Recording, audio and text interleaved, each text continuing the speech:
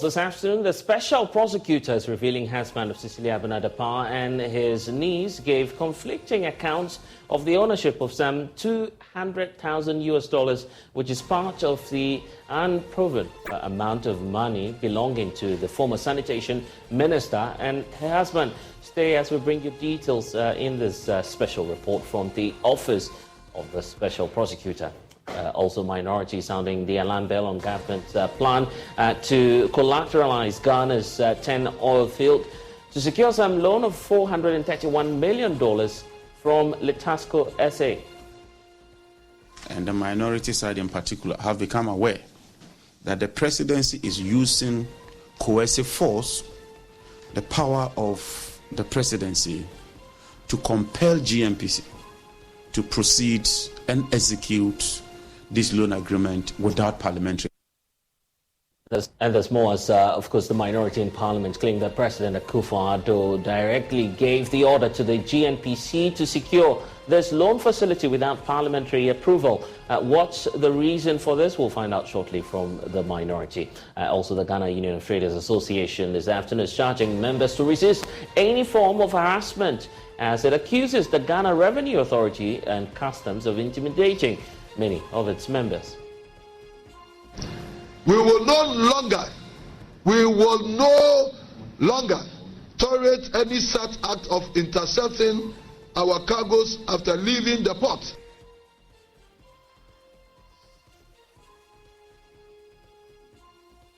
More from the private sector shortly. This is The Pulse. The Pulse, as always, is brought to you by Global Communities Dignilu, affordable, safe sanitation for all. We're on YouTube, Facebook, and also at myjoyonline.com. I'm blessed to join you as independent, fearless, and credible. We'll return with The Pulse shortly. Please stay.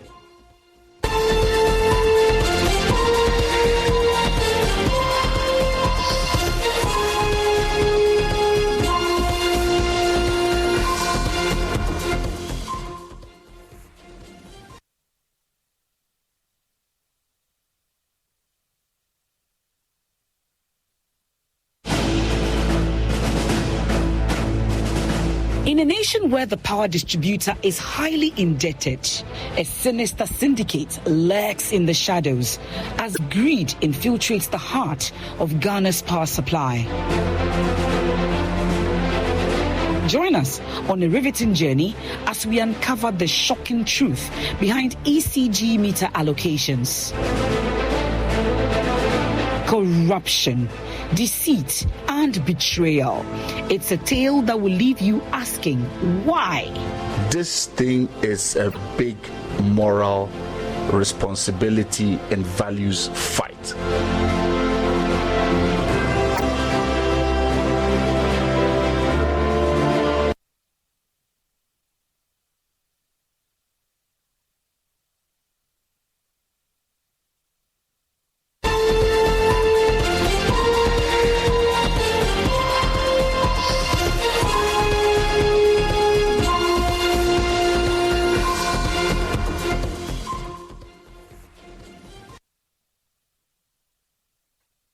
And thanks for staying with us here on The Pulse. It's time now to cross you over to New York, where President Akufo-Addo is delivering his address as part of the debates ongoing at the 78th United Nations General Assembly. We can now cross over as a live feed comes through now with the President addressing the forum.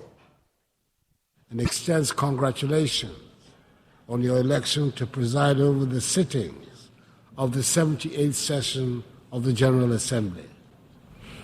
Ghana will also use this, the greatest of all platforms, to express the deep condolence and sympathies of our people and government to the peoples and governments of Morocco and Libya over the recent tragic events that have engulfed their countries.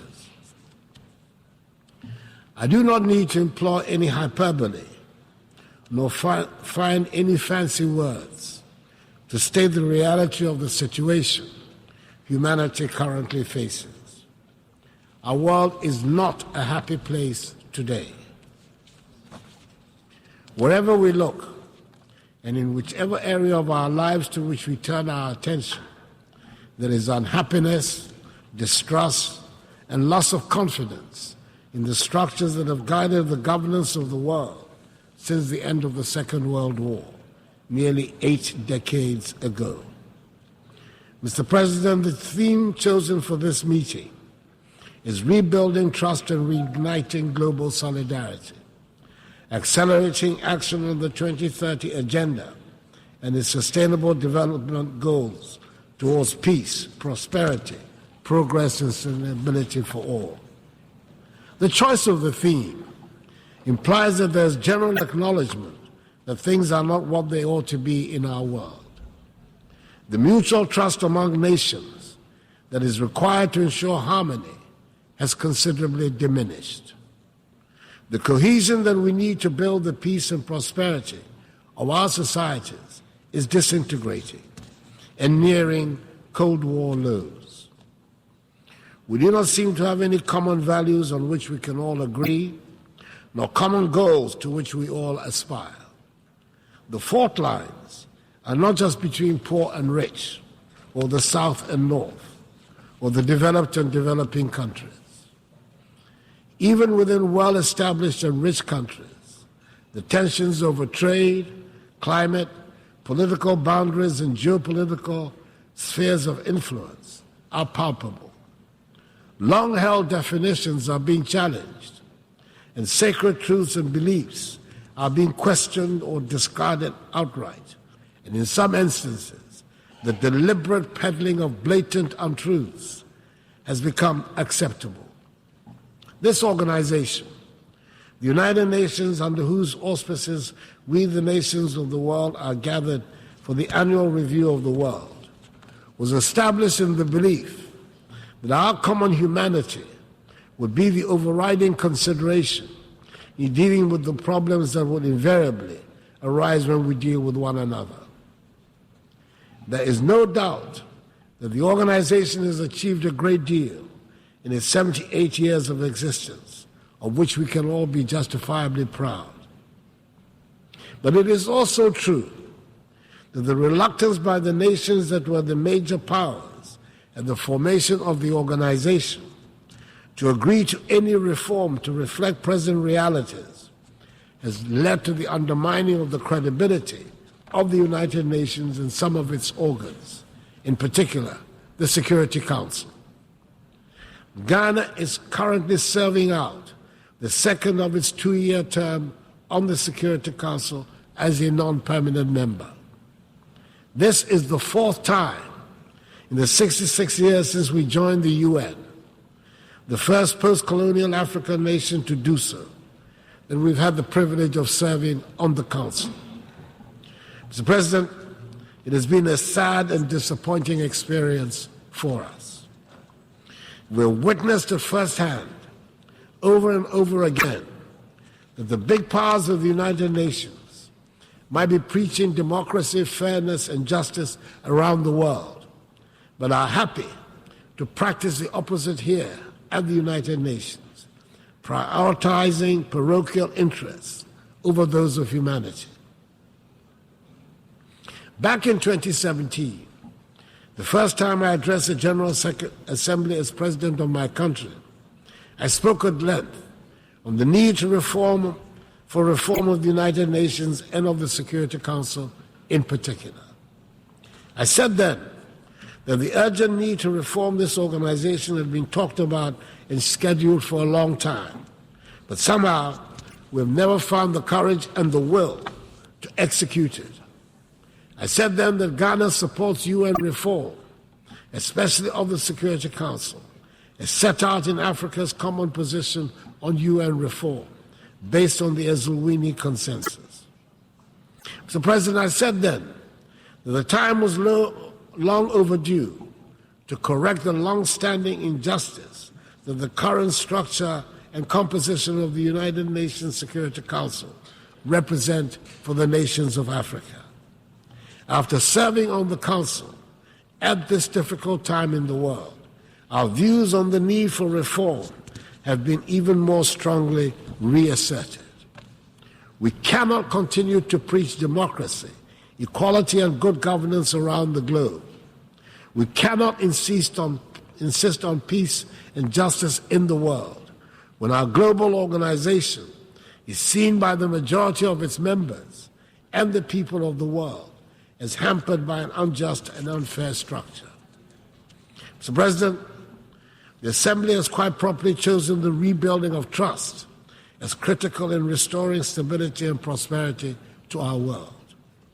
We cannot rebuild that trust when the organization that should bind us is seen by many as helping to perpetuate an unfair world order, which is reinforced by an inequitable, dysfunctional global financial architecture. Mr. President, for the past year and a half, a full-scale war is being waged in the center of Europe. The United Nations appears unwilling or unable to influence the events taking place in Ukraine.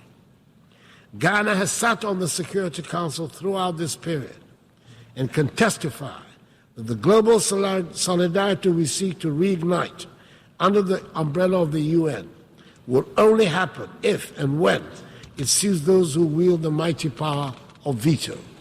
And at the moment, there's nothing to show that these countries have any interest or inclination to do so.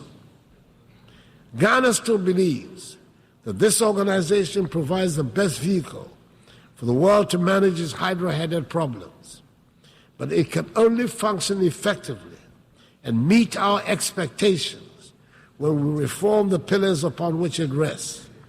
Anything short of that will continue to undermine its credibility. Mr. President, I do not refer to the events in Ukraine and seek to pretend to ignore the tragic events in my own neighborhood of West Africa and the Sahel. Instability in the Sahel and widespread terroristic activities have put West African countries under severe political pressure and economic strain. Several countries in the region have lost vast stretches of territory to the rampaging terrorists. Coup d'etats have reemerged as what some mistakenly hope would be the solution to the threats that confront their nations. We in the West African region are trying as best as we can, under the very trying conditions we face, to deal with the situation.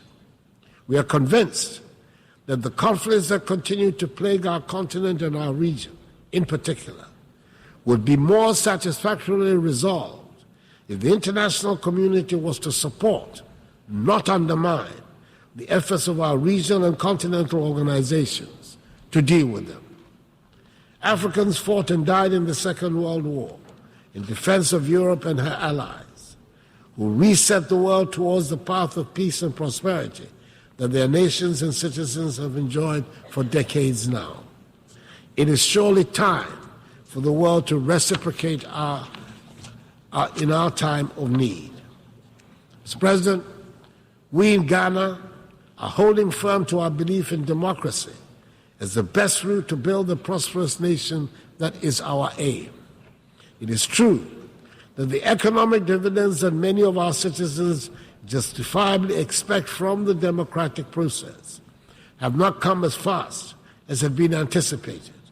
But we're determined to hold fast to the course because we believe that ultimately it will succeed in delivering freedom and prosperity for the mass of our people. We're also having to countenance for the first time in recent human history not just the question of democracy and a deliberate campaign of disinformation against democracy, but also the propagation of authoritarian rule as the faster route to economic advancement. The belief of young people in democracy as the governance model best suited to build peace and prosperity in our society is under systematic attack. The economic impact of COVID-19 pandemic and the impact of the war in Ukraine have only added to the pressure and the anxiety of our young people. We can also certainly do without having to spend the huge amounts of money we currently spend on security at our northern borders in particular. At this time, unhappily, we feel no sense of the international solidarity that we believe we should receive. It is surely in the interest of the whole world that West Africa should be peaceful and prosperous. We want our young people to be part of a peaceful and prosperous West Africa, rather than part of the thousands that arrive at an unwelcoming Europe after perilous journeys across the Sahara and the Mediterranean Sea. Mr. President, we do not seek to shirk any responsibility for the problems we face that are of our own making. And it bears repeating that we are not craving for sympathy, and we do not want to be a scar on anybody's conscience. But we cannot, and the world should not pretend that the present-day economic and social conditions of Africa have nothing to do with the historical injustices that have fashioned the structures of the world. It is time to acknowledge openly that much of Europe and the United States have been built from the vast wealth harvested from the sweat, tears, blood, and horrors of the transatlantic slave trade and the centuries of colonial exploitation. Maybe we should also admit that it cannot be easy to build confident and prosperous societies from nations that for centuries have their natural resources looted and their peoples traded as commodities. For centuries, the world has been unwilling and unable to confront the realities of the consequences of the slave trade. But gradually, this is changing, and it is time to bring the subject of reparations firmly to the fore.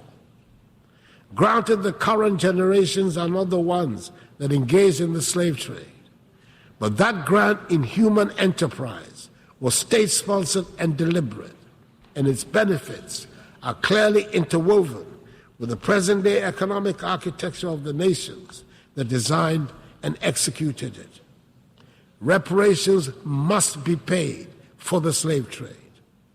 No amount of money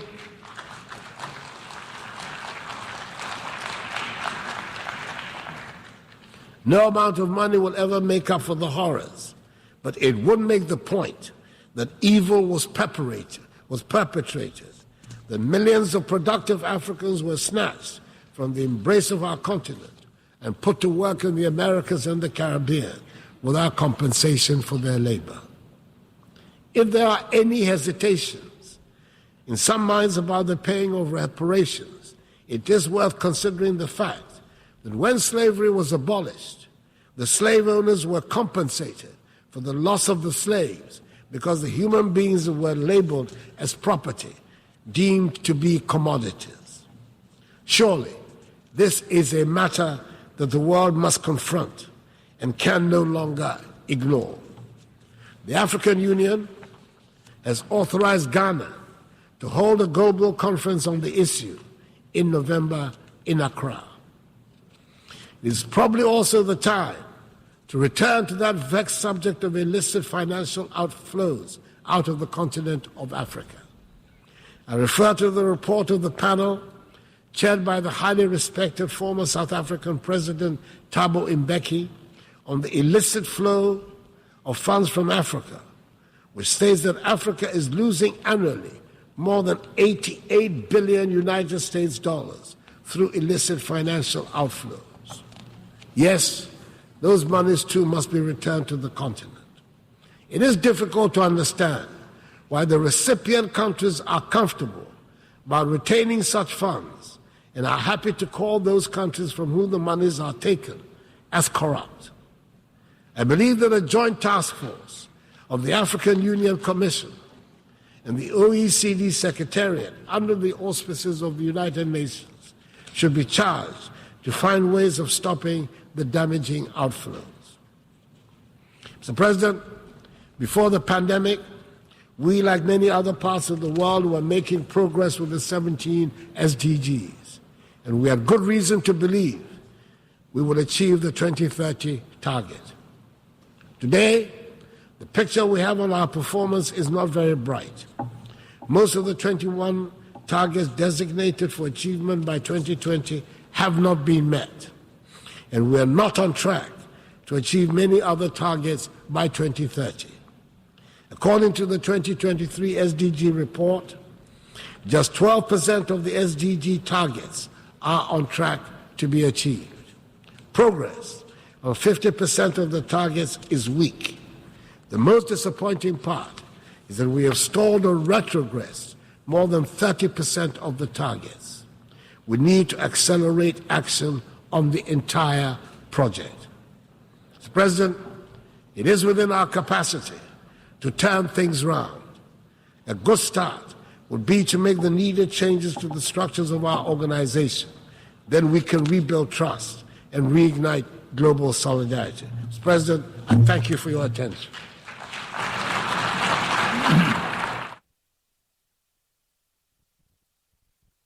Coming through from New York, where President Akufo-Addo has just delivered his address at the ongoing 78th United Nations General Assembly, touching on a number of issues and for the very first time admitting that democracy has not yielded the dividends that many African countries are on the lookout for. It's a good time to bring in Dr. Ishmael Honovo, who's the head of advocacy and also research fellow for the Afro Global Research Center. Thank you, sir, for spending some time with us. And I'm sure that you've been listening to the president. There are a number of concerns about slave trade, about reparations, and what may happen in the coming days. Also talking about the nation's commitment towards the United Nations SDGs 2030. Let's start off with the, admission, first of all, from the president that when it comes to democracy, the resultant effect on the West Africa sub-region particularly hasn't been fruitful. You agree with him?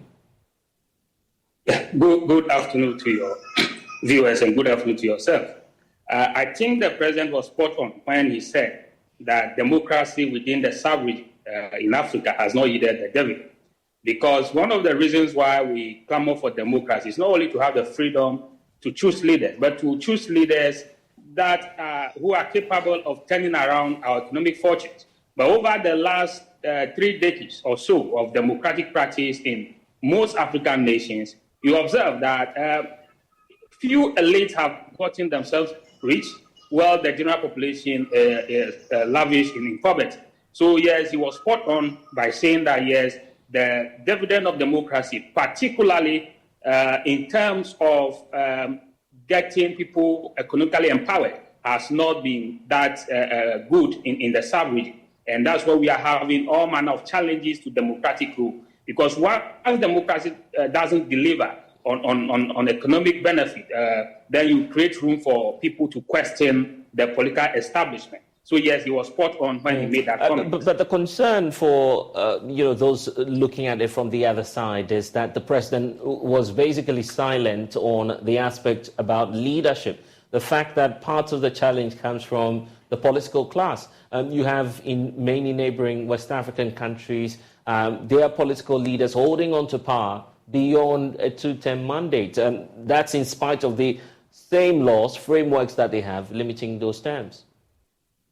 Yeah, yes, of course, you may make that argument. But then let's look at it the other way, that even in countries where we have regularly changed government, has the economic situation of the citizen improved considerably? The answer is no. Of course, the leadership, the political class, democracies as a system of government is run by people. And it is how people operationalize democracy that will give meaning to it. And over the last 3 decades, we have seen a situation where either the leaders don't understand the virtues of democracy, the values of democracy.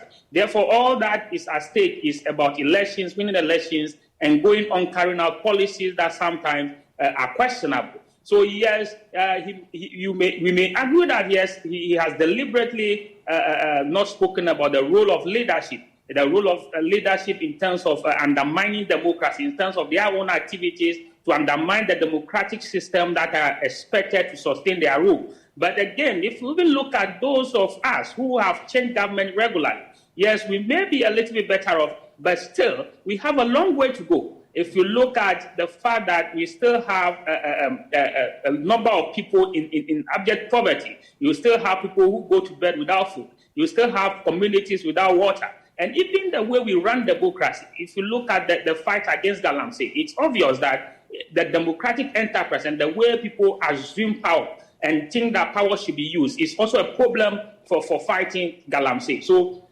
you have a situation where money is virtually used to run the democratic enterprise. Therefore, those who have money have their way. And therefore, you argue that, yes, to a point, he's ignoring the fact that some leaders have taken actions that have led to military coups and other things. But then again, all these other countries where elections have become more institutionalized and regular, where we even have the chance to change government, the economic situation is still what it is. It has not significantly improved. What we are seeing is that since the pandemic, things are... Yeah, I see. And now, in his diagnosis of the problem, the president is linking all of this to slave trade and the history of the global financial architecture. What is the, issue about colonialism and our past got to do with where we find ourselves now economically? Some say that if you are indeed in control or in charge of your affairs now, then you should be in control of your economic destiny. Yeah, that is true. But then we must also recognize that as independent states, we have been around for less than 100 years. And the road to development can be quite challenging. But then you must look at it from this angle.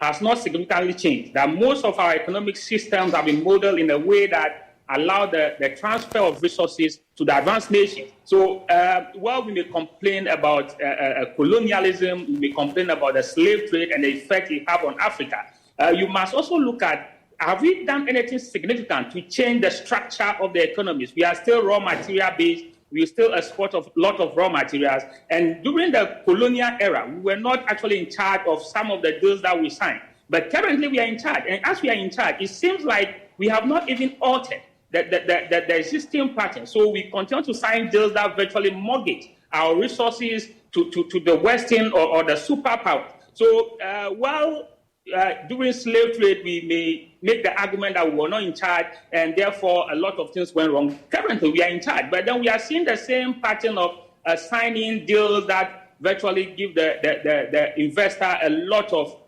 weight over what happens and how resources are exploited. So yes, on one breath, it is necessary to raise the argument of slave trade and trying to get reparation for Africa. But on the other hand, it is also more important to look at what we are currently doing. Are the deals we are signing in terms of natural resource exploration favorable to us? Are those deals actually inuring to our benefit? Our resources still being exploited at our to our disadvantage? And of course, the answer to most of this is yes, because we look at a situation where minerals are located in your own background, and then you have 10% stake, and then the investor have almost 90%. Now, then you begin to ask, what exactly is the issue? Can't we put resources, companies, joint ventures together across the West African sub-region to exploit some of these resources? We are not doing those kind of things. We are all interested in what we call foreign direct investment. As we pursue those, and one of the things that investors are doing is to simply play us against one another. So for instance, if you're to another country that due to the need to attract foreign direct investment, have a more favorable regime, which virtually the favorable here is interpreted to mean the more the investors will get. So we tend to focus more on foreign direct investment, and we are paying less emphasis, supported by their own government, become global giants. So if you cannot provide a system that allows your own citizens to rise up to become global champions, indeed you continue to be at the mercy of the powers that be, because you need to grow your own economy, you need to raise up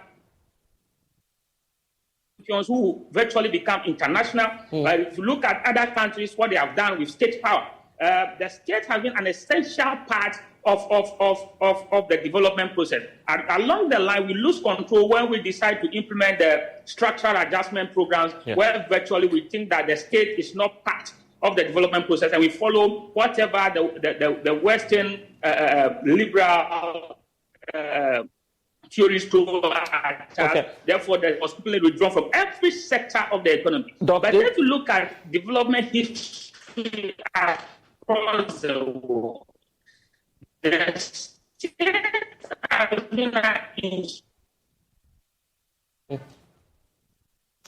And Prof, I thought you would have been wrapping up on this point about, the debate that the president is talking about having some repatriations paid to the African continent. Let me get your final thoughts on that. Should we be paid as an African country or the, other countries across the continent? Should we be receiving payments now because of the past history relating to issues of slavery and colonialism?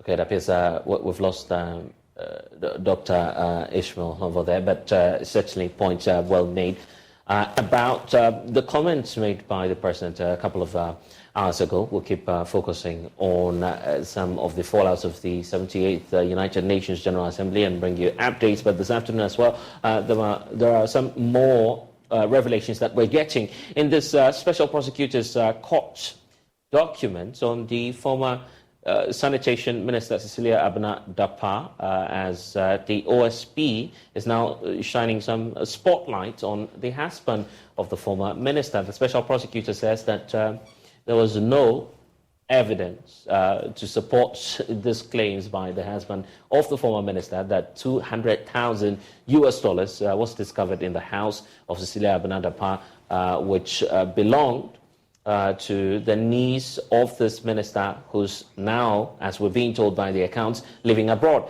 Now, according to the OSP, the said niece could not prove the source of this fund or provide any form of evidence of lawful remittance as being indicated by the minister. That's according to the OSP. So let's get more from Kweku Asante, who has been, going through this document, quite a voluminous one, and each day new revelations, shocking details. We're not saying, and I keep stressing that point, that the OSP's account is fully factual, but that's what its investigations is pointing out.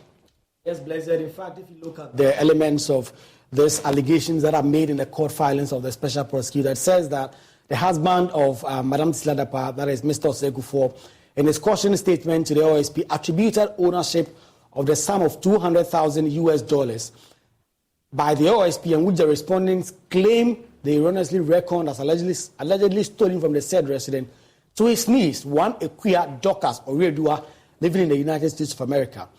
Mr. Osei-Kuffour had claimed, telling the OSP, that his niece is in the habit of remitting money to him from the United States for the purposes of a construction project in respect of which he acts as consultant. However, the identified niece was unable to provide evidence of the source of the said amounts and evidence of lawful remittance of the said sums. So let's break that down for our viewers. This is the former minister's spouse making the point that, look, the $200,000 supposedly was sent from abroad. Yes. Basically. So there were $200,000, part of which were found in the house. Yes. And Mr. Osei-Kuffour is making the point that this belonged to my niece, who is in the United States of America. Who's sending money to us. Who is sending money to us for some building project we are doing on her behalf. So the OSP goes and finds this niece of Cecilia Dapaah's husband and try to track whether or not there is evidence of that person having been sending money to Mr. Osei-Kuffour. Mind you, if in the United States and you are sending money, the paper trail, are you doing by any of these internationally known remittance agents? Platform. And so there is no trace of that. Plus, the other point that is being made is that the niece claimed that she brought the money personally. That's in, she carried physical cash and brought it to the country. The special prosecutor is asking, if you're even going to do so, you need authorization to be able to carry such huge amounts of on you. Because so you see that inscription all the time, that if you're traveling with cash on you above $100,000, then you'd have to need to declare it. Yes. And the sticking point of all this is that you recall these persons that are said to have stolen money from Madam Cecilia Dapaah, $100,000. Yes. $1 million. $200,000 is said in the police document to belong to Mr. Osei-Kuffour. It appears that $200,000 is not lost, actually. And so they claim in that police document in court that the persons, the house helps of Cecilia Dapaah is stealing that money. As we know before, that was not true according to the OSP, because that $200,000 was discovered when the OSP officers went to Madam Cecilia Dapaah's house to search. It was then that Madam Kuffour, Mr. Kuffour, who is Cecilia Dapaah's husband, claimed that this amount of money actually belongs to the niece abroad. The OSP is making the point that even after the discovery of this money, Cecilia Dapaah and the husband has still not gone to the police to change their earlier story that $200,000 as part of the larger $1 million had been stolen, because now we've discovered that. But that's an interesting discovery, because all throughout, the source of the story is these two individuals allegedly making away with $1 million and some euros, as we're being told. Later on, the lawyers for Cecilia Abinadapa publicly wrote to, of course, us, put it out there in the public, indicating that the amount and the permutations were not correct. But the report indicated that some substantial amount of money was missing. Is it the case that the minister is not able to account or perhaps recollect how much was in this private residence? A reason for which they're not able to tell how much was stolen? Definitely. In fact, some of the information we've been getting from the grapevine is that the amount of money in Cecilia Dapa's house was so much, and some of them, in fact, when the special prosecutor's officers were searching the premises and were unearthing the money, getting the money from all sources, Madam Cecilia Dapa, the court documents, was there and feigned surprise. That is the words the OSP used. That Madam Cecilia Dapa was surprised that all that amount of money were in the house. She later had to put up a defense for all of them. Some of them, like we discussed yesterday, being citizen allowance, being money from a cosmetic shops. But at the time, initially, when these amounts of money in envelopes, wrapped in according to the OSP. According to the OSP. So if we're drawing the dots, this would be the time. Of course, she was asked to report to the Office of the Special Prosecutor. Subsequently, that night, there was a raid on this private residence that we understand. This is where all of this is unfolding. This is where all this is unfolding. Like you said, the special prosecutor invited Madam Cecilia Dapa, took a statement, and the expectation was that maybe Cecilia Dapa was going to leave. But she said the special prosecutor decided that we're going to leave together with Madam Cecilia Dapa and go to the house and go and search the place. And that is when they unearthed a lot of cash. Now the OSP is also making yet another attempt to say, look, this is the reason why I believe the accounts, properties, related interest that we've been looking at must be frozen. I believe that's why the OSP is doing all of this. Yes, the OSP is questioning this court that is going to hear this case on the 18th of October that if you go the same route as the other court did, you'll be flouting the laws. The OSP says, by combined effects of certain provisions in the OSP Act, all that is required for a court to confirm the freezing orders in question is three matters. One, the respondent in question is being investigated for corruption or corruption-related offense. Two, that a special prosecutor has in writing frozen the property in question. And then three, there are reasonable grounds to believe that a confiscation order shall be made. The special prosecutor is saying that these are all the three reasons he must satisfy. He believes he has satisfied all of them, and he believes a court properly so constituted must look at the basis of these three provisions and allow the special prosecutor to freeze these assets and seize those ones that he has seized for at least the year that is mandated in the law. So that within that year, he can now conduct the investigation and then go ahead and But press there's charges. also another fear here, Kwekwe, about what the status of these properties are. They are not frozen, right? Currently, they are frozen again because the court ordered the special prosecutor to release them to Madam Cecilia. He did. And then immediately seized the properties again and froze those bank accounts, some of which have had the dead brother of Cecilia Dapa sending money according to the special OSP. We need to be very cautious about that. Yes. And so currently, this amount of money, the ones that were personally taken and discovered in Madam Cecilia Dapa's house by the OSP, has been taken into custody by the OSP. The bank accounts have all now been frozen, awaiting that 18th October hearing where the court will now be seized with the facts and will now make a decision as to whether or not this seizure and confirmation is warranted. But in all of this, have we heard from the lawyers of Cecilia Abinadapa? I asked this question yesterday. It's very crucial that we hear from them, and that's why I'm asking you today as well. Yes, we have been trying as a media house. We've been trying all we can to try and get Madam Cecilia Dapa to comment on these allegations that have been made by the special prosecutor. It's been running in the media since yesterday. Our information is that Madam Cecilia Dapa and the lawyers do not want to comment publicly on this. The expectation is that very soon they will file their own affidavit in opposition to this application filed by the special prosecutor. When that is done, they can now fully appreciate the facts and then put out their own version. Definitely, we'll be on the lookout if we get a document and the special prosecutor is challenged on the basis of these facts by Cecilia Dapa and her lawyers will definitely bring that to viewers. And Kweku, you've been following quite a lot that's happening, not just about the court case, because we're also getting indication that the minority in Parliament is sounding an alarm bell on government's plan to actually collateralize Ghana's stake in the 10 oil fields to secure a loan of close to some $431.5 million just before Parliament went on recess. We know that GNPC sought approval from the Mines and Energy Committee to borrow more than $600 million, but the committee asked the company to bring the terms and conditions of this loan before the House so that consideration can be done on that. The minority is now alleging that President Akufo-Addo has asked GNPC to borrow more than $400 million without approval from Parliament. Here's the minority spokesperson on Mines and Energy, John Jinapo. If we allow this government to plunder our oil resources, it will affect future generations. As if this is not enough, another document that was intercepted at the board level of the GNPC has 5 main components: the deed of indebtedness, the joint crude oil supply and purchase agreement, the prepayment facility agreement, the guarantee facility agreement, and the crude oil supply and purchase agreement. The key in this has to do with the fact that GNPC is raising this facility from Letasco and Look Oil, and in return, they are giving out our oil to this company for the next 5.5 years.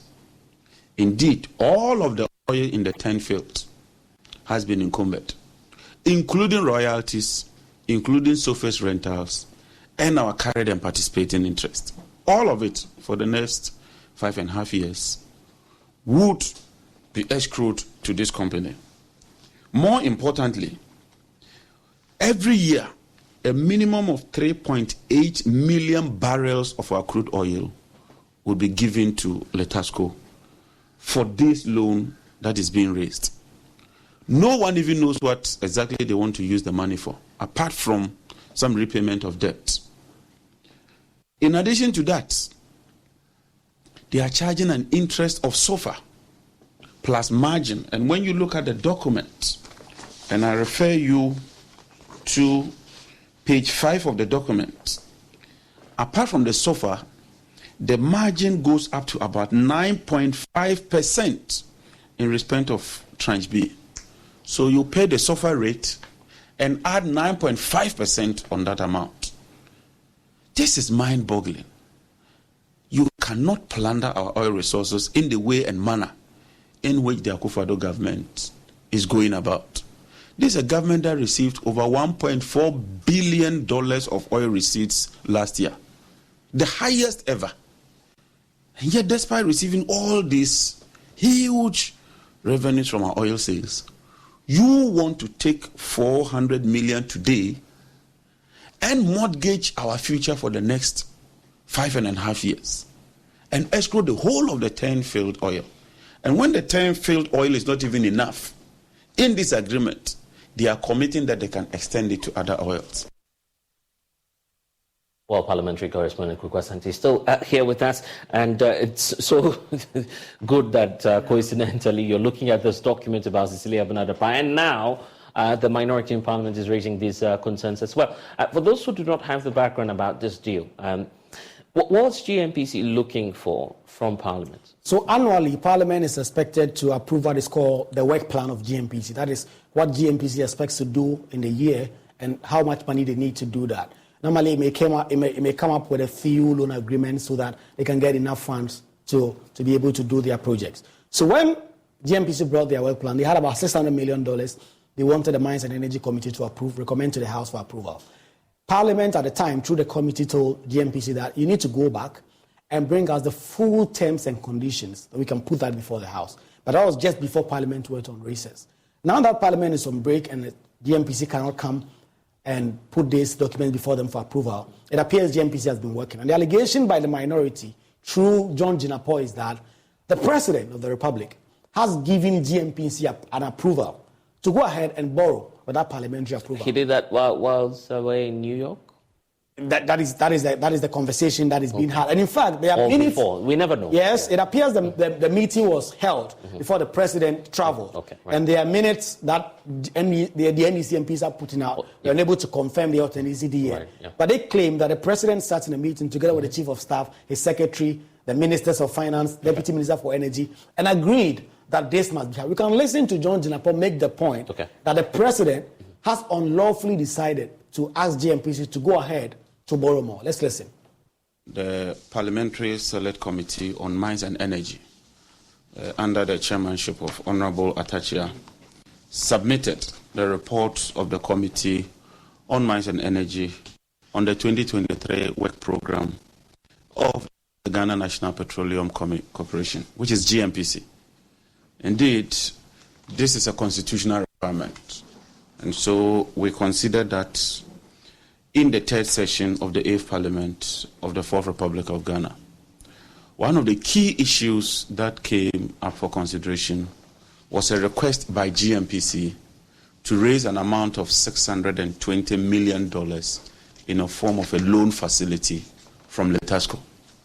Indeed, Parliament took a decision that it cannot approve that amount in their work program.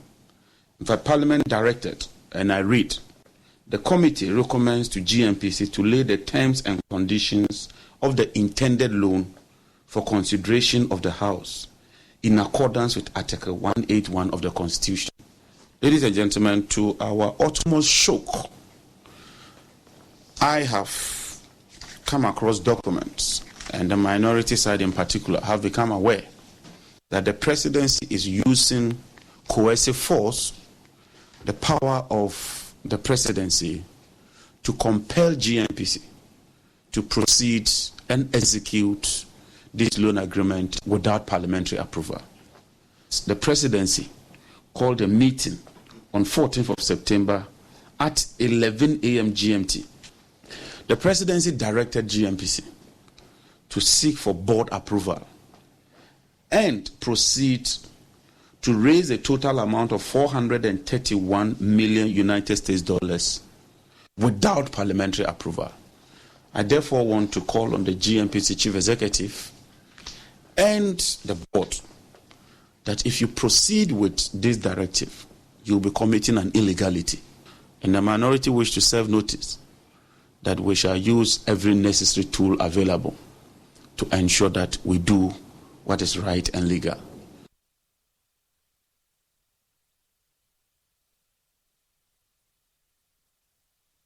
All these claims, of course, we will verify and bring you some updates and get some response from the presidency. But now let's talk about the private sector. The Ghana Union of Traders this afternoon charging its members to resist any form of harassment and also intimidation from officers of the Ghana Revenue Authority. The union has, amongst other things, accused the Ghana Revenue Authority of intercepting their cargoes and transits from Accra to other parts of the country on allegations of under-declaration of some of their goods, a situation they say is affecting their businesses. President of the Ghana Union of Traders, Dr. Joseph Bain, has been addressing a press briefing today. It has come to our notice with great concern about the activities of the Ghana Revenue Authority, which has formed various task forces that rampantly intercept released cargoes after the cargoes have passed through all clearing processes and procedures at the port in the name of enforcing tax compliance, as if they don't even trust their own systems of clearance at the port. This happens more to the cargoes going to the Ashanti region. It could be recalled that a few days ago, our Ashanti region branch issued a press conference on this constant harassment and intimidation of traders in the region by GRA officers after their cargoes have passed through the due clearing processes at the port of Tema and released them to them. The GRA cannot assign any cogent reason for the harassment of the traders in the Ashanti region, apart from the usual flimsy explanation that Ashanti region contributes only about 12% to the national revenue. They also claim that they do not understand why goods in Ashanti region are cheaper than those in Greater Accra region, failing to recognize the simple fact that purchasing power and demand for goods and services in Accra are higher than any part of the country.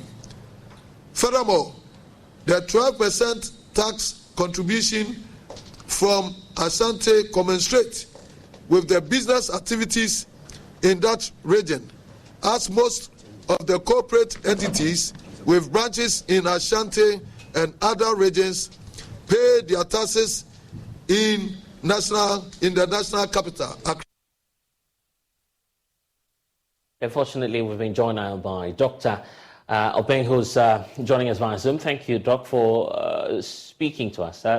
Why is it strange for GRA and customs to intercept goods? After all, we know that this is part of their routine activities. It's part of their mandate, isn't it? They're simply doing their job, ensuring that there's compliance. Why do you have a challenge with that as GUTA? Yeah, when they are doing occasional checkups, that is acceptable. Maybe when you are operating on tip-offs. But when it becomes you do it at rampant, then it's not correct.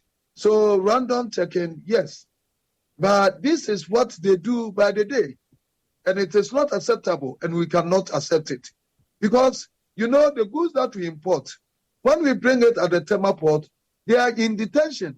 You know that when we bring goods at the Tema port, it is detained until they have scrutinized it and verify all documentation before handing us with the duties that we pay. We do not examine the goods ourselves. The goods that are being in detention at the Tema port are in the hands of well-trained professionals, customs officers who do that. And after they have been released from this detention and come out of the Tema port, then you detain it again. What sense does it make? Does it make sense to you? Doc, I'm just wondering. I'm just wondering if you've been engaging GRA on all of these concerns ever since, and we've been talking ever since. Our brothers and sisters in Kumasi have been crying. In fact, Kumasi businesses is collapsing. Most of them are relocating to Accra because there's no fairness in this. That one region should be targeted, and all this thing is going. Because we've contacted GRA on this issue with the Commissioner of Customs itself. We've made a program, a very big program, where all stakeholders, including all GRA officials, including BNI, including Ministry of Trade, and all Ministry of Finance and all that in Kumasi, now what they call the Lancet Hotel, that's Golden Tilly. It was a big, and we all converged in this hotel and talk about why they should harass or detain goods that have already been released by their own customs. So all that we are saying is that we do not have any problem at all for customs to do all their due diligences at the port when our goods are detained with them. They scrutinize it, and whatever amount that they want us to pay, they let us pay. But when goods leave the port of Tema, and then they come and detain us again, that is uncalled for. That is not a civilization. You wouldn't see this in any civilized country. Okay, there are lots of people. There are lots of people.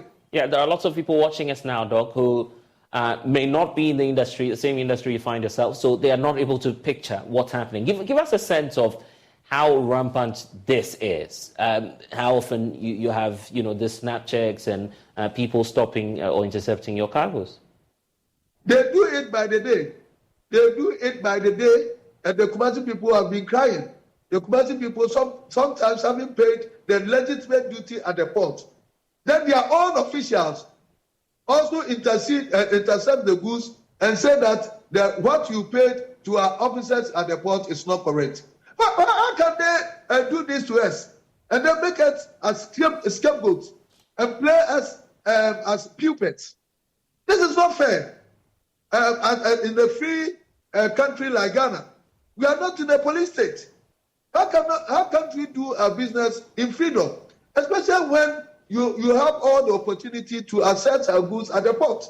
The goods sometimes are detained at the port as long as 2 weeks for you to do all your verification and all that. So when it comes out, immediately it comes out and you say that whatever has gone on in the port, inside the port is not correct. Then, of course, we have a problem. If you want to revamp the port, if you think that your own system is not working, then the blame shouldn't come to me. Then you have to revamp your port or your clearance system. Okay. The argument is that within the window of the law, there's possibility of back taxing you. I don't know if I'm using the terminology right. Could that not be maybe that legal option that you find GRA officials taking advantage of? No, but it means that then the wrongs that you are doing at the port is more than the rights. If you do that, then it does not put GRA in the good light that we are doing the right thing.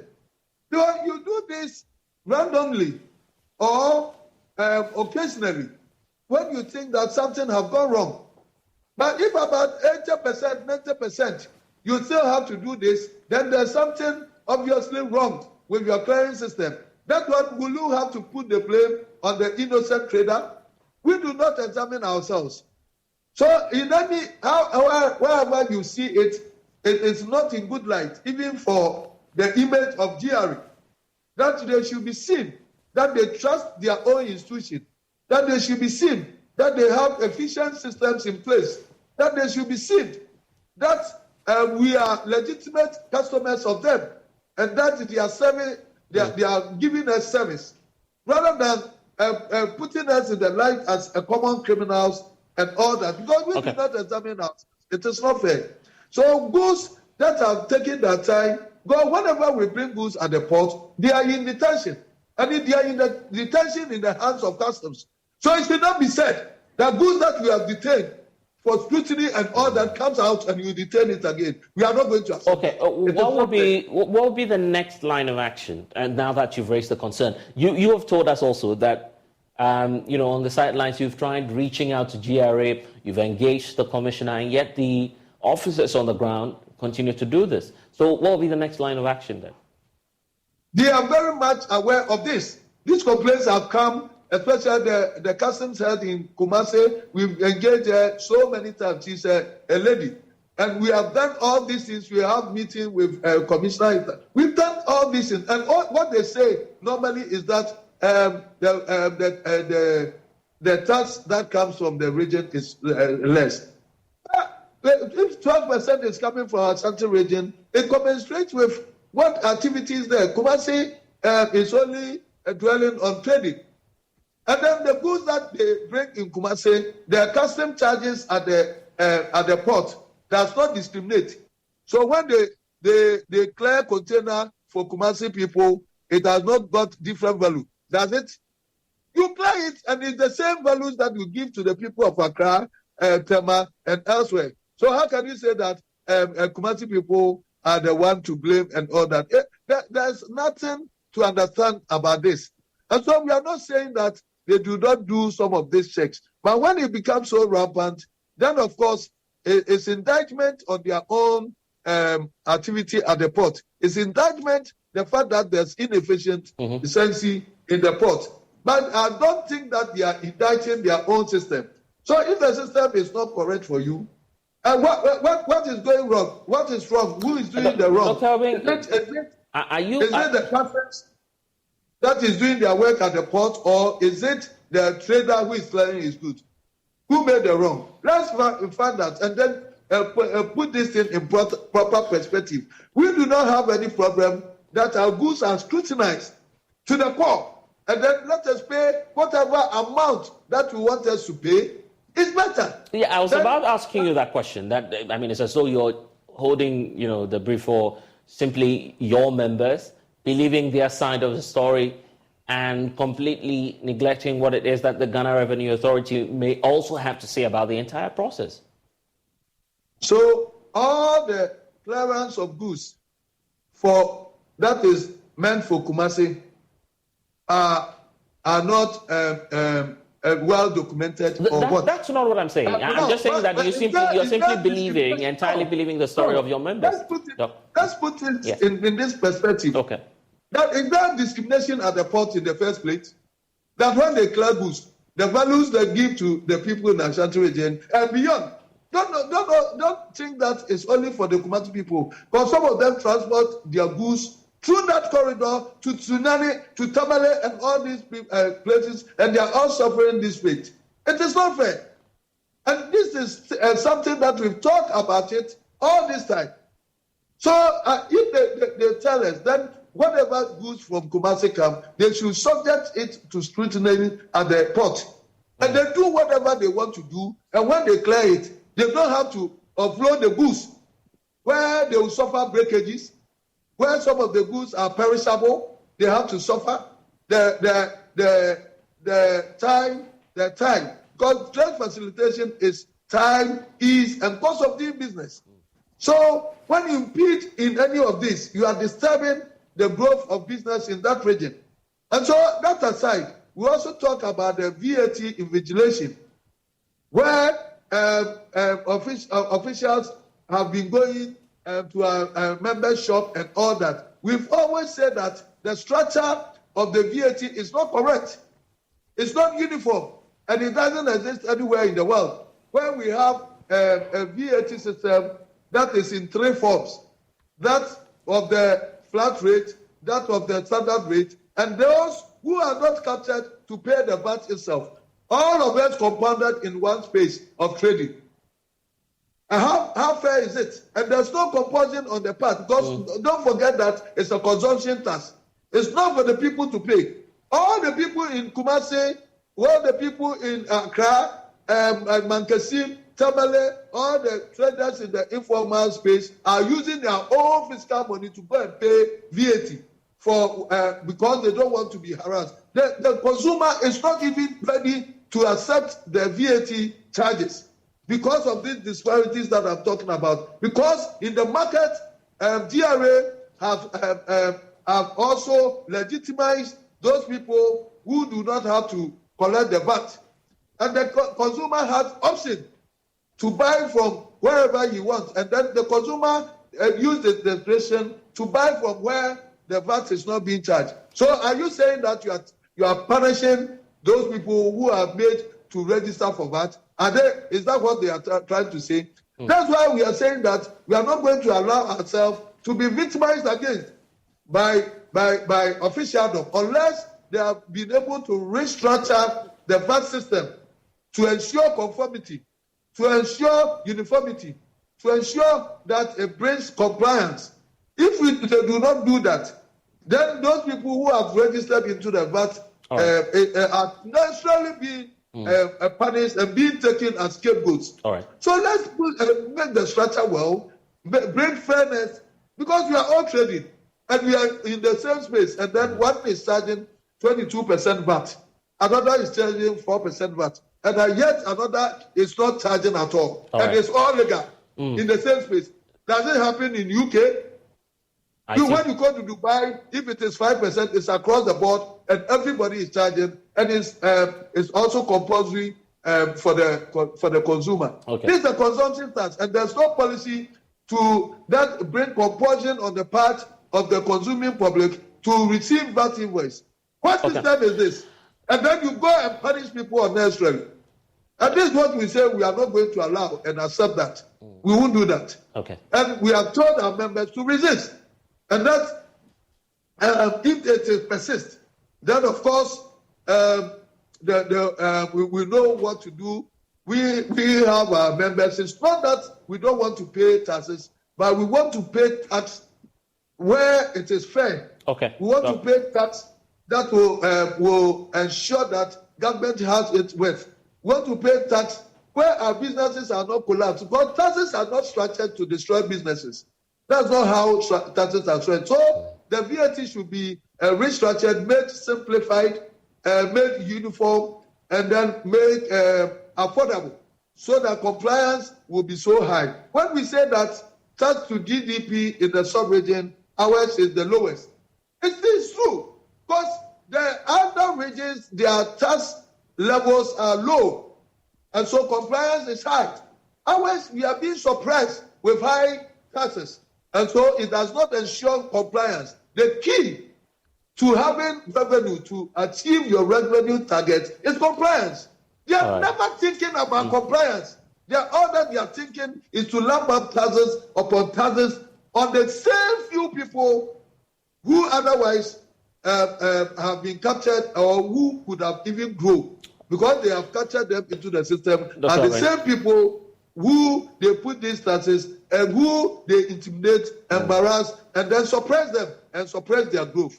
How are you going to help us achieve a tax to GDP of 18 when you are suppressing this? I can imagine the frustration from the business community. Dr. Obeng, grateful for your time. We'll definitely get through to the Ghana Revenue Authority and to get their response as well. We've tried that, not successful as of now, but we'll bring you reactions in our subsequent bulletins. But for now, we need to stay on the economy as well, because Finance Minister Ken Ofori-Atta in the 2023 mid-year budget review slashed Ghana's GDP growth by some from 2.8% to 1.5%, signaling that the economy was expected to grow, but not as initially projected. So this afternoon, the just released GDP figures by the Ghana Statistical Service is indicating to us that there's a decline actually in growth of the Ghanaian economy, with the industry sector recording some negative growth. Again, construction, electricity and manufacturing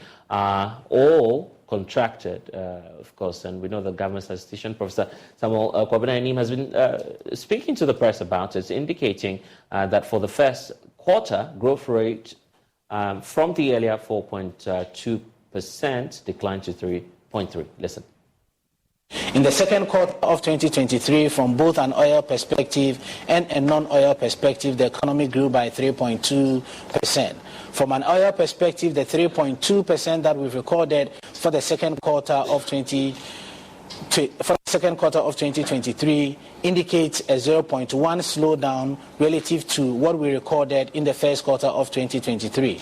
In the first quarter of 2023, the economy grew by 3.3%, and in the last quarter of 2022, the economy grew by 3.7%. Over these 3 quarters, the 3.2 indicates the lowest growth rate, as the economy grew by 3.7 in the last quarter of 2022 and 3.3 in the first quarter of 2023. From a non-oil perspective, the 3.2 growth rate that has been recorded for the second quarter of 2023 indicates a slowdown relative to the last 2 quarters. As from a non-oil perspective, in the last quarter of 2022, the economy grew by 4.3%, increased marginally to 4.4% in the first quarter of 2023, and a dip of 1.2 percentage points to 3.2 growth rate non-oil perspective for the second quarter of 2023. Growth rate across the different sectors: the agricultural sector for the second quarter of 2023 grew by 6.0%, and also the services sector grew by 6.3% for the second quarter of 2023. While we saw a growth rate for agricultural and services sector, respectively 6.0 and 6.3% for the second quarter of 2023, the industry sector contracted by 1.9% for the second quarter of 2023. These growth rates relative to the average for the period 2014 quarter 1 to second quarter 2023, we see increases for the second quarter of 2023 for agricultural and services sectors, while we see a slowdown or a contraction for the industry sector, as it contracted by 1.9% relative to an average of 3.9% for the industry sector for the period first quarter 2014 to second quarter 2023.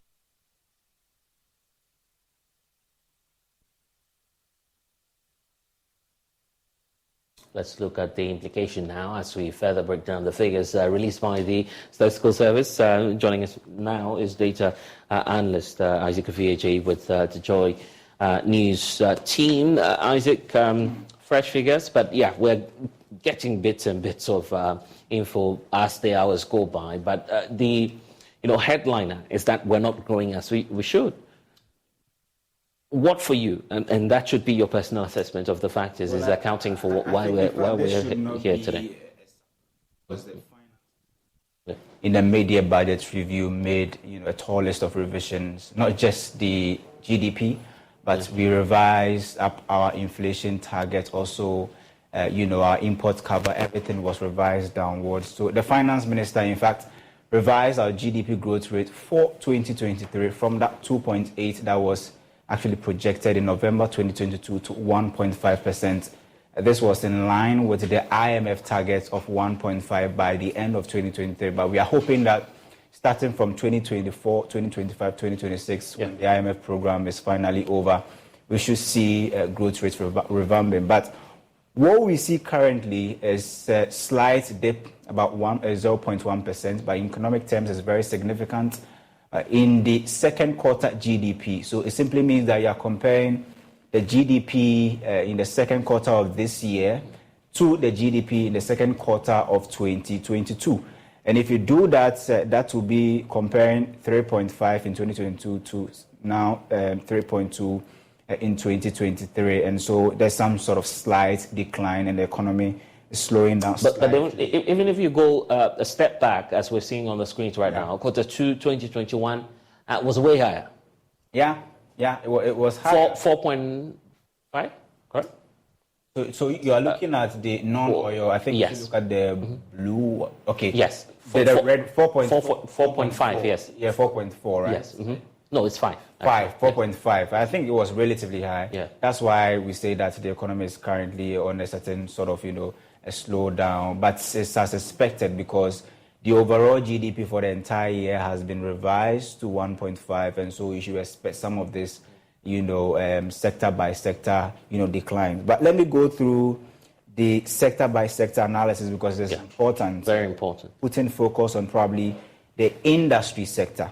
So let's start with the agri sector. It grew by 1.3% in the second quarter of 2023. Under the agri sector, there were three, subsectors that recorded, expansions. We have fishing, 2.8%, livestock, 1.4%, crops and cocoa, 1.3%. But there's one subsector that recorded a decline or a contraction, which is forestry and logging. And we all know the problem going on with illegal mining. Recorded a contraction of a significant 1.1% in the second quarter of 2023. Industry sector is still recording negative growth. It's still shrinking. Recorded a shrinking of 0.8% in the second quarter of 2023. It was only mining and quarry that recorded 0.8 expansion. But if you look at the subsectors, and what's more worrying, just before we get to that aspect or space, you can tell clearly that it's also having an effect on imports and exports. Absolutely. Yeah. Because just look at the chart on the screen right now. Is the services sector that's currently driving the economy, which is dangerous. Which first used to be agri and even industry, which is supposed to probably employ majority of our workforce and to produce more locally, produce production, and then also help to bring down inflation. Is currently contracting, or is currently shrinking. That is why you have GUTA and Co. all saying that the taxes and some other things that probably are affecting. GSS just released PPI and it's still very high. CPI is also high. Inflation and other things are still very high. Depreciation of the CD. But it's important to note that if you look at the construction subsector, for instance, it's shrunk by 3.1%, very significant. Electricity by 1.2%, manufacturing 0.1%, and water supply, management and remediation activities by 0.8%.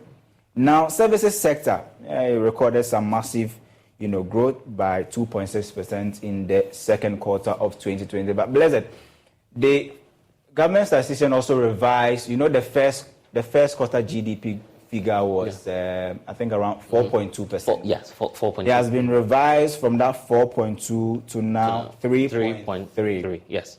And the government statistician explained why they have to do this revision. It was because in the first quarter, the provisional data that they had, they pegged, the services sector growth rate at around, I think, 10%. But now, upon revisions, they are looking at somewhere around 6%. Yeah.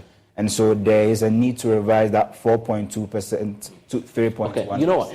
The viewer out there is asking the question, so what's the outlook for me? My personal economy.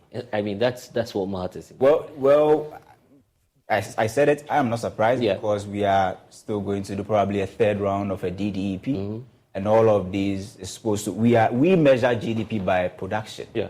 I mean, if you are measuring GDP by production, and the subsectors in your economy are being battered with DDEP, debt restructuring, and a whole lot of things like other things like inflation, then you certainly don't expect your economy. So I agree with the IMF when they say the economy will grow at 1.5. The finance ministry or government said we're going fighting to that 2.8. They realized that this was not going to be realistic. But let's look at this. If you're able to record an additional, maybe a figure about 3% in the third quarter, then probably we may probably grow more than 1.5 at the end of the year. But as it stands now, there's some sort of slight decline or, in terms of our economic expansion. But things are looking good, especially in the services sector. Yeah. But in the industry sector, it's not looking good at all. I like to keep the balance because we're positive if industries are active. Yeah. That's, the bane of every developing economy when you don't have your industries functioning well. We've heard from, for instance, the AGI point out on countless occasions that what's happening to the Ghanaian economy, they are bearing the brunt the more because everything seems to affect them the more. Yeah, because, I mean, if you, just like Joseph Obin was saying, now if you go to the port, you are subject to a whole lot of, scrutiny. Not just that, but your import duty has also been increased. Apart from that, you also have this depreciation that you have to deal with. Your capital that you are working with, just because of depreciation, you may have lost significant amount of it. When you bring the goods into the economy, people are not able to purchase because inflation is also high. Their purchasing power. So the Ghanaian economy is in some sort of crisis, but I hope that, and I believe that, we'll come out of it. If you look at this IMF program and probably the PCPEC program, if you're able to, implement some of the policies that we say we're going to do and cut down on cost and wastage and do debt restructuring properly. I mean, that's all we can hope for. Yeah. We can just hope that things will get better some way, somehow. If it's by magic or... But I mean, Nigeria is beating us in terms of inflation. I mean, I think they're around 24% or so. We are still hovering around 40%. Yeah. And I mean, we are in this together. We were all affected. Together, you say? Well, some people were allowed to. Interesting. Anyway, Isaac Ovieje, let me spare you, of course, the trouble. Thank you for updating us on this latest figures we're receiving from the Ghana Statistical Service. You're watching the Pulse here on the Joy News channel. When we get back, we have some more stories for you. Please stay.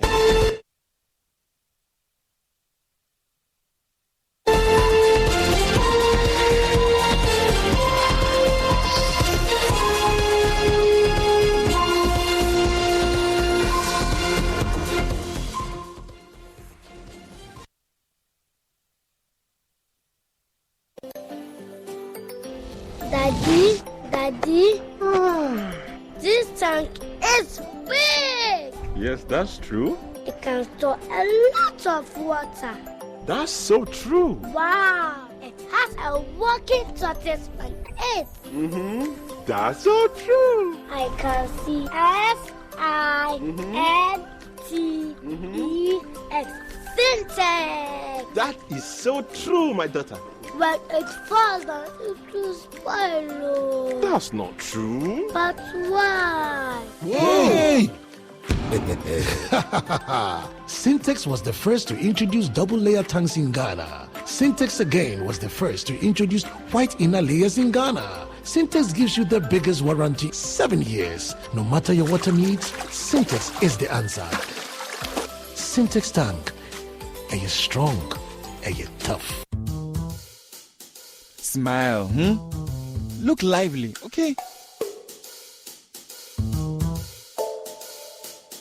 Smile, smile.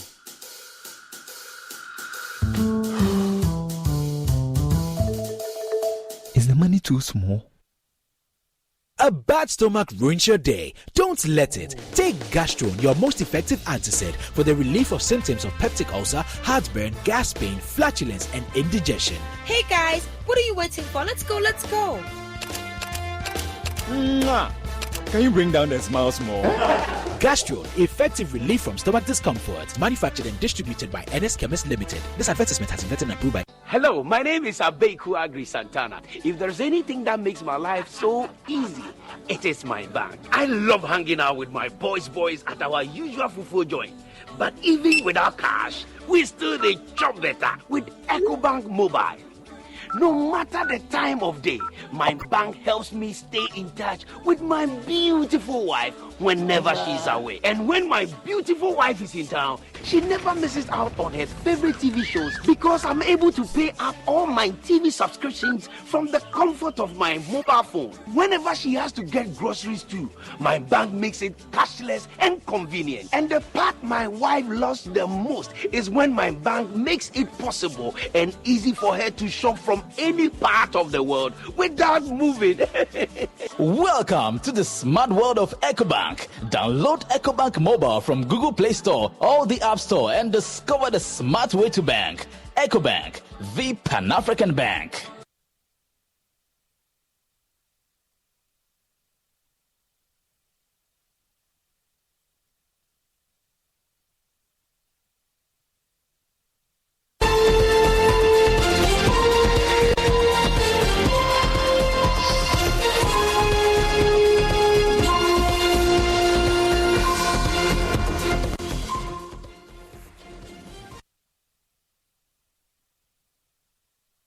And you're welcome back. Former Police Commissioner George Alexander Mensah is warming up to delegates of the New Patriotic Party in his bid to represent the Bekwai constituency in the upcoming parliamentary elections. His road safety campaign in the area has sought his popularity amongst constituents. At least 5 people have declared their intention to contest in the New Patriotic Party's parliamentary primaries as the incumbent Joseph Osei also prepares to take a bow. Nanaya Jima has been visiting the constituency after George Alex Mensah declared his intentions and filed this report. The first Deputy Speaker of Parliament, Joseph Osei, is expected to exit Parliament after serving the Bekwai constituency since 2009. This decision has since emboldened about 5 people to put themselves up for the upcoming parliamentary primary in Bekwai.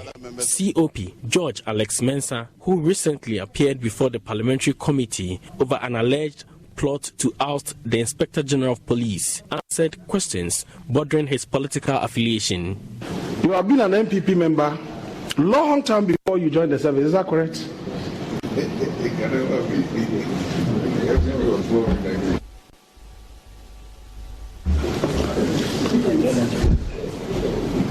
Mr. Chairman, my family has been with the UP tradition ever since I was born. And remain there till now. Upon his retirement from the police service last week, his interest in becoming the MP was confirmed. Anyankwanta is the biggest transit point in the Bekwai constituency. To the people here, Alex Mensah is known as the police officer who has shown interest in road safety campaigns. Stickers of the campaign are widespread.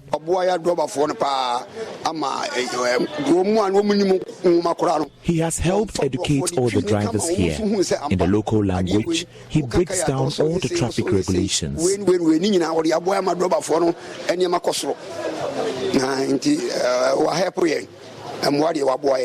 Station master at Anyankwanta, Kwejo Boateng Papalupa, speaks of Alex Mensah's popularity among the people.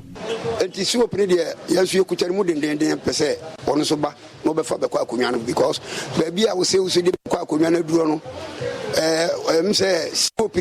hoping that the COP comes and continue what the present MP is doing. We need people of such caliber to come and help develop Bekwai. If the COP becomes MP, the recent MP can also climb up the political ladder to help us. Na one will be MP, no say to me, so konya ba ko kan ho yes enya mienu ebema bekwai yempuntuo no akonani ma dia aboaye. Joy News sources reveal a campaign team of the aspirant has already started engaging party delegates. Endi wono no ba na e be hia and the campaign there na ya dwene se he has met us. We decided to keep the campaign very low due to the flag bearership race. Immediately nominations are opened, the campaign will be enhanced. It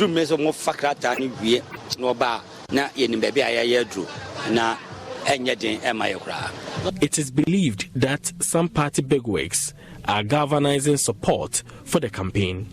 For Joy News, Nanaya Ojima reporting.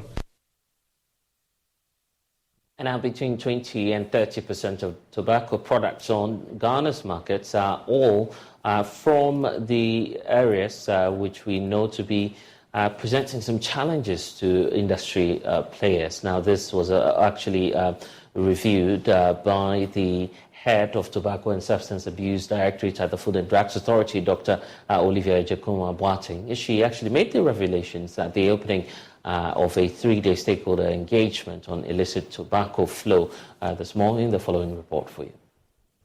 The 3-day workshop has been attended by stakeholders from the Ministry of Health, World Health Organization, Ghana Immigration Service, civil society organizations, among others, and is aimed at fashioning out modalities towards implementing the World Health Organization's Framework Convention on Tobacco Control in Ghana. Speaking to the media on the sidelines, head of Tobacco and Substances of Abuse Directorate at the Food and Drugs Authority, FDA, Dr. Olivia Ejekuma-Boateng, bemoaned the growing spate of illicit tobacco trade and the need to combat it. The baseline studies that academia have done so far says that is about 20 to 30% in country, and this is practically a global problem. It's not peculiar to only Ghana. So what the illicit ones should have are graphic health warnings that are allowable or have been designated by Food and Drugs Authority. It should have minimum age restriction, that is 18. It should be labeled clearly in only English. But you realize that those that normally are illicit wouldn't have gone through regulation. They won't have the graphic health warnings. They wouldn't have undergone laboratory investigations. Some even have labeling in French. And what this does is they are competitively cheaper, and youth are able to get these products. And it would, all the gains we've done so far in tobacco, if we do not concentrate on getting rid of illicit, all the gains will come to zero. The World Health Organization's coordinator for development assistance, Andrew Black, believes the full implementation of the World Health Organization's Framework Convention on Tobacco Control will, among other things, help shore up government revenue. If we were to eliminate all of the illicit tobacco in Ghana, that would have extremely high benefits for tax revenues. Will bring more money into the government's revenues that can be spent by the government for the benefit of the people of Ghana. On his part, the Executive Director of Programs at the Vision for Alternative Development, Lavrant Musa, believes without enhanced awareness and stringent measures in place, implementation of the WHO's protocols on illicit tobacco trade could be counterproductive. As far as I'm concerned, I don't want to be the prophet of doom, but I don't see much progress unless we are able to put systems in place to ensure we're able to control our borders very well. Because currently, if you speak to many of the border control points, they are either not aware of some of the distinctive features of the tobacco products, which also means that we need to do more awareness creation, train the custom officials, the GRA officials, so that they are able to detect these products. I know the GRA have apps that you can use to detect illicit products, but the point is that there are a lot of illicit products around our borders. So if we are able to consciously put mechanisms in place, ensure that we are able to man our border, put officials there, train them, then we will see some headway. A participant from the Ghana Immigration Service, however, believes the 3-day stakeholder deliberations will help curb the menace. Our borders are considered very porous, so we also conduct a lot of patrols along these points. I believe that Joy News recently you covered our story where we seized about 64,000 slabs of marijuana in Nive. Well, this workshop is very helpful to the Ghana Immigration Service because it gives us the knowledge. It also in the space, so FDA, customs, special prosecutor, and the Ghana Police Service and all other agencies that work within the space. A 2020 report pegged Ghana's tobacco consumption at 4.8 and 0.3% among male adult and women respectively. This puts prevalence of tobacco smoking at 2.6% at the national level. Carlos Scalonis reports for Joy News. Now, Chief Executive Officer of the Kolebu Teaching Hospital, Dr. Opoku Wariamposa, has expressed some deep concerns over the rising incidences of burn cases in the country.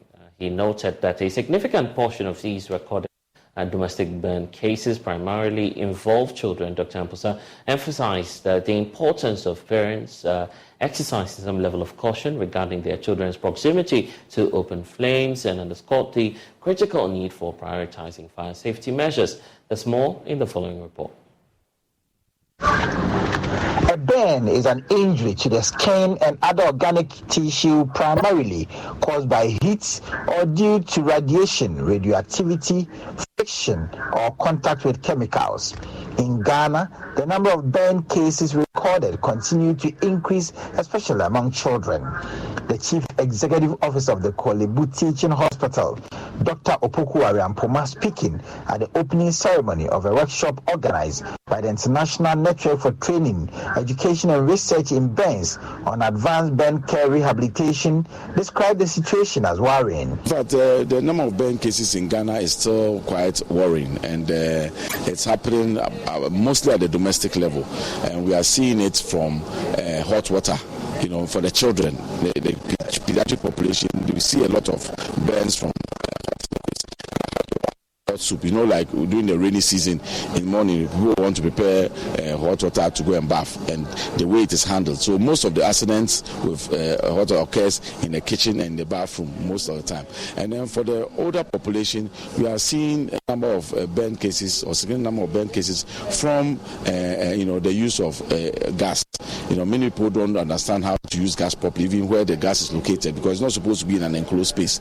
You know, and so and then sometimes when the gas is leaking, instead of changing the regulator, they will rather put a stone on it or try and do some adjustments on their own. Some of the cylinders are expired, the valves are not working well. You know, so these are all some of the challenges.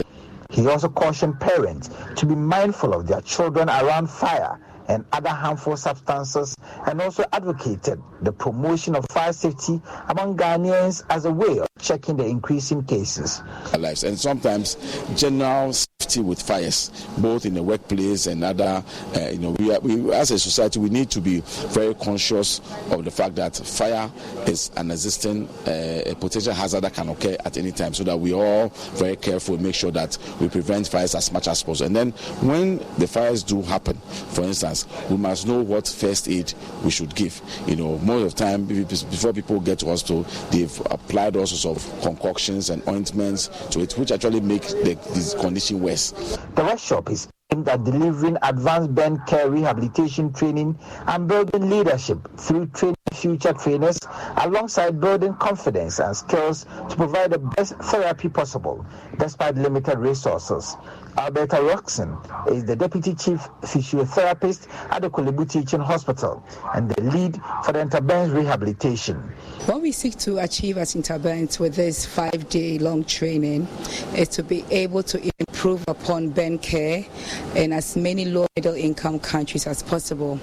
At this training, we have about 13 countries being represented, and we have participants from United Arab Emirates as well. We hope to be able to improve upon their hands-on skills in managing of burn patients to improve health outcomes with the patient groups that they have to handle. The 5-day workshop brought together therapists working in low-resource settings from across Africa to equip them with the necessary skills to give effective treatment and rehabilitation to burn patients. Prince Kwame Kuduga's report read to you.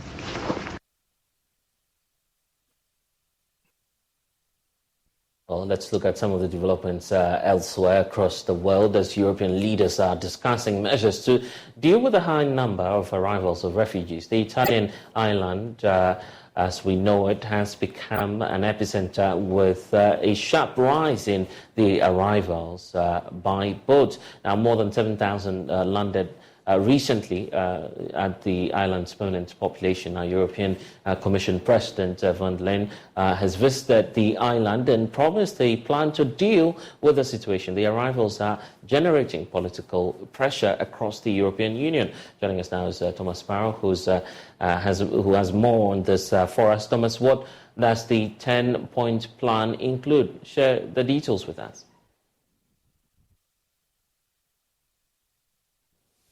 Short term, the plan includes in particular help towards Italian authorities and authorities in the island of Lampedusa to help those who have already arrived. In other words, to register them, to then refer them to the specific authorities that will continue to deal with them as they move to other parts of Italy and to other parts of Europe. So that's the sort of urgent element in the plan. If you look at medium to maybe long-term proposals in that 10-point plan presented by EU Commission leader Ursula von der Leyen, you can see in particular the issue of Frontex. Frontex is the external border agency of the European Union, and the plans include stepping up efforts by Frontex to fight people smugglers. Another important element is working closer with countries of origin and transit in Northern Africa, in Sub-Saharan Africa as well. Some of the countries involved there, some of the countries mentioned in that 10-point plan include Tunisia, which is a very important country of transit, but also other countries of origin, including Burkina Faso, Cote d'Ivoire, Senegal and Guinea. Realistic, the plan is, and how are other countries such as Germany reacting? It's an important question whether this plan is realistic, because we've seen in the past that European leaders and European countries do not necessarily see eye to eye when it comes to migration. So bringing these plans to fruition, making them realistic, is definitely the next challenge for European authorities. Also for authorities in several of the countries that are most affected. Germany is one of the countries that is most affected by the arrival of refugees, because many of those who arrive, for example, in Lampedusa, want to actually move further north. They want to go to other countries like Germany. So Germany has certainly seen an increase in the arrival of asylum seekers compared to 2022. And this has meant that also here in Germany there has been a very big debate as to what authorities should do to help those in need, but also to help local, regional and national authorities that are trying, obviously, to deal with this situation. One of the issues that is being discussed is a possible upper limit for the number of refugees, an issue that was also debated, by the way, in 2015 and 2016 during the so-called refugee crisis. But this is an issue that, for now, the German government is not planning to introduce. Okay, grateful, and thanks for joining us with the latest, and all the best from Berlin. That's all we have for you in this package of The Pulse. I'm Blessed. Log on to myjoyonline.com. We have updates for you. Next is Let's Talk Showbiz.